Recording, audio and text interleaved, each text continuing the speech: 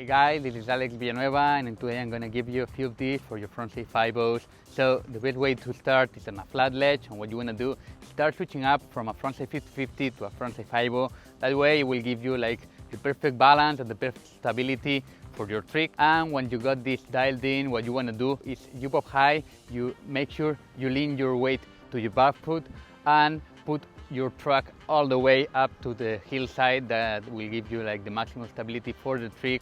And just after a few tries, for sure you will be nice to get it locked in. What I like to do is I like to lock it in with my tail, so I press hard and I make sure that my tail is touching up the ledge. That way it will give me like extra stability and also a super nice feeling trick.